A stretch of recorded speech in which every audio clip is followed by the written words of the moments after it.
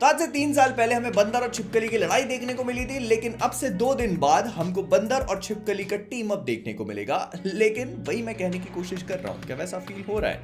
याद करो जब गॉडजिला वर्सेस कॉन्ग का ट्रेलर टीजर रिलीज किया गया था, सबसे पहली बार जब इसका वो टीजर निकल के आया था और जब हमने गॉडजिला को कॉन्ग को वो शिप के ऊपर पंच मारते हुए देखा था, तो क्या अंदर से वो निकले थे गूज़बम्प्स और क्या फीलिंग आई थी। और जब Godzilla Kong the new umpire का टाइटल अनाउंसमेंट हुआ था ना, तब भी कुछ वैसी ही फील इन लोगों ने रिक्रिएट तो कर ली थी। एंड ऐसा लग रहा था कि शायद इस पिक्चर में भी हमको वैसा ही कुछ देखने को मिलेगा।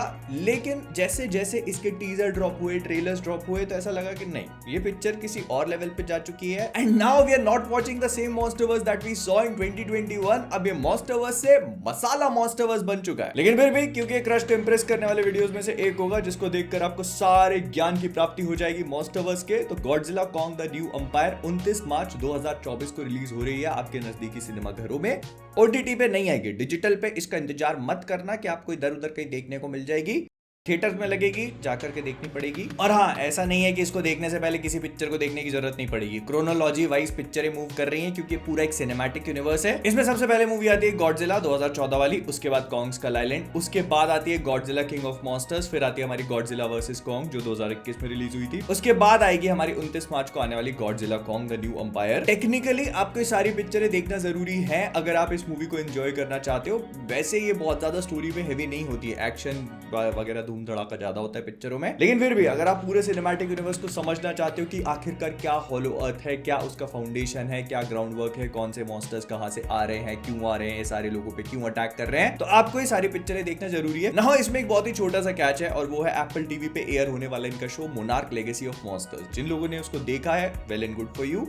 लेकिन जिन लोगों ने उसे नहीं देखा, अगर आप सोच रहे हो कि क्या आपको इन मूवीज को देखने के लिए उसको देखना जरूरी है, तो मैं बोलूंगा कि अगर आप देखते हो तो बहुत ही अच्छी बात होगी। मतलब वो शो एक्चुअली में कैनन तो है क्योंकि इसी यूनिवर्स में टेक प्लेस करता है, लेकिन इस मूवी से उसका फिलहाल कोई कनेक्शन नहीं। उस मूवी में इन्होंने कुछ कॉन्सेप्ट बताए हैं हॉलो अर्थ से रिलेटेड और ये लोग कहां से आते हैं उससे रिलेटेड, लेकिन वो गॉडजिला कॉन्ग जो मूवी आने वाली है उस पर कोई भी एज सच असर नहीं डालते या उसको किसी भी वे में चेंज नहीं करते। तो गॉडजिला वर्सेस कॉन्ग 2021 वाली वो remains unchanged because of monarch Legacy of monsters, और अगर वो चेंज नहीं होती है तो इसका मतलब ये है कि इसके आगे वाली मूवी भी चेंज नहीं होने वाली है। तो इसी वजह से अगर आप लोगों ने वो शो नहीं देखा है तो आप उसको पूरी तरह से स्किप कर सकते हो, although I would strongly recommend क्योंकि शो काफी अच्छा है। एंड जिन लोगों ने देखा और जो लोग उसको लेकर कंफ्यूज है कि वो पोर्टल में जाते हैं तो फिर वो कहां निकलते हैं क्योंकि जगह हॉलो अर्थ तो होती नहीं है, तो मैं आपको बता देता हूं कि वो जो टाइम डायलेशन का पूरा कॉन्सेप्ट है वो एक्चुअली हॉलो अर्थ नहीं बल्कि वो एक पॉकेट डायमेंशन जैसे उन्होंने एक्सप्लेन करने की कोशिश करी है।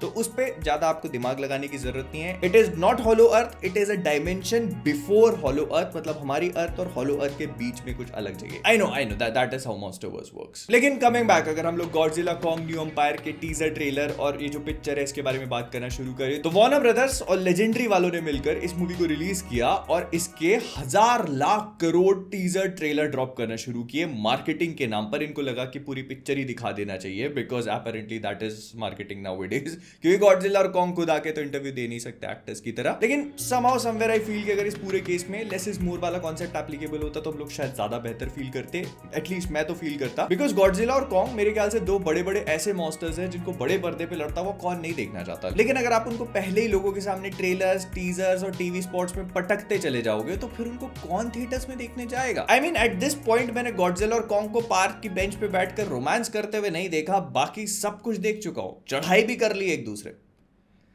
थोड़ा गलत हो रहा है लेकिन दैट इज ट्रू।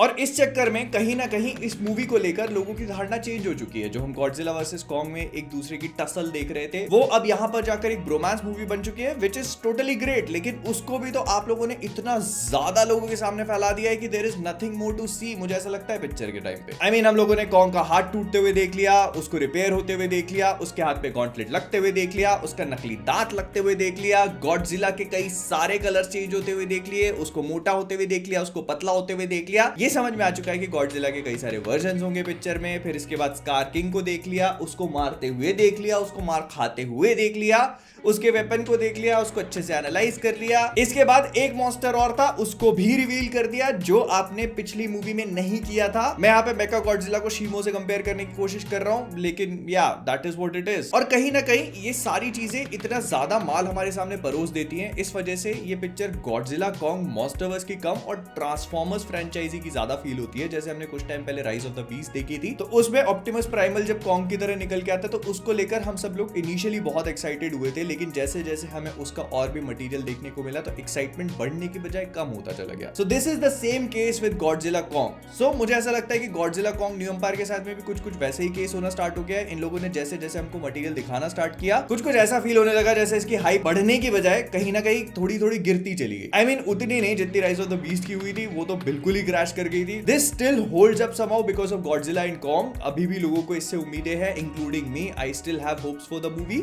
लेकिन सिंस हम लोगों ने स्कार किंग और शीमो के बारे में बात करी थी तो उनके बारे में और भी बात कर लेते हैं। मैं ऑलरेडी स्कार किंग और शीमो के ऊपर वीडियोस बना चुका हूं, अगर आप लोगों ने चेकआउट नहीं किया तो यहाँ कहीं पर होगा शीमो वाला वीडियो। तो स्कार किंग और शीमो दोनों ही इस मूवी के लिए क्रिएटेड न्यू विलन्स है जो कि टोहो के यूनिवर्स में एग्जिस्ट नहीं करते। स्कार किंग को इस मूवी का मेन विलन और कॉन्ग के एनिमी के रूप में सेटअप किया जाएगा, जो एक स्ट्रैटेजिस्ट है rather than a fighter. Fight भी करेगा लेकिन वो स्ट्रैटेजी पे ज्यादा बिलीव करता है, क्योंकि उसने शीमो जैसे बहुत ही ज्यादा जायगेंटिक और एंशिएंट मॉन्स्टर को अपने पास ट्रैप करके रखा हुआ है, और उसके अलावा कॉन्ग की ही बिरादरी के और भी कई सारे एप्स को। सो या ये बात तो कंफर्म है कि वो एक बहुत बड़ा स्ट्रैटेजिस्ट है और मास्टरमाइंड भी। लेकिन इसके साथ ही साथ शीमो जो है वो एक्चुअली में एक बहुत बड़ी पावर हाउस है, क्योंकि उसके पास गॉडजिला के जस्ट ऑपोजिट आइस की पावर्स है। और ऐसा बोला जा रहा है कि वो अर्थ पे पहले आइस एज के लिए रिस्पॉन्सिबल थी, और इस मूवी में भी उसका वही काम होगा कि आइस एज को अर्थ पे रिक्रिएट करना, जो शायद स्कार किंग उससे करवाने की कोशिश करेगा, ताकि सारे के सारे ह्यूमंस खत्म हो जाए और मॉन्स्टर्स के लिए एक बार फिर से ये जगह पैराडाइज बन जाए। और एक बंदर और एक छिपकली को मिलकर रोकने का काम करेंगे दूसरा बंदर और दूसरी छिपकली, like same to same types of होगा यहाँ पे भी। और by the looks of it, मतलब जितना ट्रेलर और टीजर हम लोगों ने देखे हैं उससे ये समझ में आ रहा है कि मूवी का एक काफी सिग्निफिकेंट पोर्शन जो है वो हॉलो अर्थ में टेक प्लेस करेगा, क्योंकि यहाँ पर हम लोगों ने कुछ क्रिस्टल्स वगैरह देखे हैं, वो किस तरह से ऑपरेट करते हैं और वो किस तरह से इस मूवी की स्टोरी में एक पार्ट प्ले करेंगे, वो अभी तक हमको क्लियर नहीं हुआ है। साथ ही साथ में ह्यूमंस और जिया का क्या रोल है वो भी बहुत ज्यादा क्लियर नहीं किया गया है। So there is some element of mystery, I would admit. इन लोगों ने कुछ तो चीजें छुपा के रखी हुई है अभी तक हमसे, बस इस पे डिलीवर करें, ऐसा ना हो कि खोदा पहाड़ निकला मोथरा। प्लस मुझे ऐसा भी लगता है कि इस मूवी को थोड़ा मॉन्स्टरवर्स की लोर को एक्सप्लेन करने का काम भी करना चाहिए, जिसपे हमको बहुत ज्यादा इंफॉर्मेशन अभी तक नहीं है। एंड आई थिंक कि जो कॉन्ग का अभी तक अनएक्सप्लोर्ड बैकग्राउंड है कि उसके पेरेंट्स कहाँ से आए थे, उसका ओरिजिन कहाँ से हुआ है, वो भी इस पिक्चर को कर देना चाहिए, क्योंकि this is the perfect opportunity for them. Kong अपने ओरिजिन्स और अपनी फैमिली को ढूंढता हुआ हॉलो अर्थ में गया है, और यहाँ पर और एप्स और स्कार किंग उन्होंने विलन भी दिखाया है, तो इससे अच्छा मौका उनके पास नहीं होगा। अगर वो स्कार किंग को ही किसी न किसी वे में कॉन्ग के पेरेंट्स की डेथ के लिए रिस्पॉन्सिबल बता देते हैं, आई नो कि हम लोगों ने स्कल आइलैंड में देखा था कि वो सरफेस पे आके मरते हैं और उसकी डेथ के लिए रिस्पॉन्सिबल वो छिपकली जैसा जो भी मॉन्स्टर था वो था, बट कहीं ना कहीं इनडायरेक्टली ही सही उनकी डेथ के लिए अगर स्कार किंग रिस्पॉन्सिबल निकल जाता है तो फिर कॉन्ग के लिए ये एक नॉर्मल कहानी से रिवेंज स्टोरी बन जाती है, and that is what I want to see. बदला बिकॉज बदला इज लव। वेयरएज गॉडजिला के लिए जितना मुझे समझ में आ रहा है चीजें काफी सिंपल तरीके से ऑपरेट करने वाली हैं। गॉडजिला को मेका गॉडजिला के बाद फाइट करके समझ में आ चुका होगा कि उसको अभी अपने आप को और अपग्रेड करना है, तो वो वैसे ही हाइबरनेशन में जा चुका है। लेकिन फिर एंट्री होती है शीमो की, जो उससे और भी कई गुना ज्यादा पावरफुल है, तो गॉडजिला को इस मूवी में मल्टीपल टाइम्स अपने आप को लेवल अप करना पड़ेगा, जहां तक मुझे समझ में आ रहा है। And that will make things quite interesting. पहले तो कॉन्ग जब उससे मिलेगा तो भयानक तरीके से फाइट होगी उनकी, क्योंकि कॉन्ग को देखकर वो सिर्फ एक ही चीज बोलेगा, निर्लज्ज। तो फिर चला आया और बस कॉन्ग उसको रोकने की कोशिश करेगा और वो बस पिरामिड के आसपास भगता रहेगा। फिर इन दोनों के बीच में कुछ समझौता होगा कि नहीं, वो बड़ा विलन है, उनसे लड़ने के लिए मुझे तुम्हारी मदद की जरूरत है, मैं बस तुम्हारे ऊपर चढ़ के तुम्हारी सवारी करने की कोशिश करूंगा, सब जायज है। और बस इसी बेसिस पे मूवी थोड़ा बहुत ऑपरेट करने की कोशिश करेगी, and we are going to see some epic action scenes, because that is what Monsterverse is all about. लेकिन मैं चाहता हूं कि एडम विंगार्ड इस मौके का इस्तेमाल करके जो इनका नेक्स्ट पार्ट है उसको थोड़ा बेहतर वे में सेटअप करें, क्योंकि मैं इनकी अगली आउटिंग गॉडजिला वर्सेस कॉन्ग या गॉडजिला कॉन्ग को एक साथ नहीं बल्कि अलग अलग देखना चाहता हूं।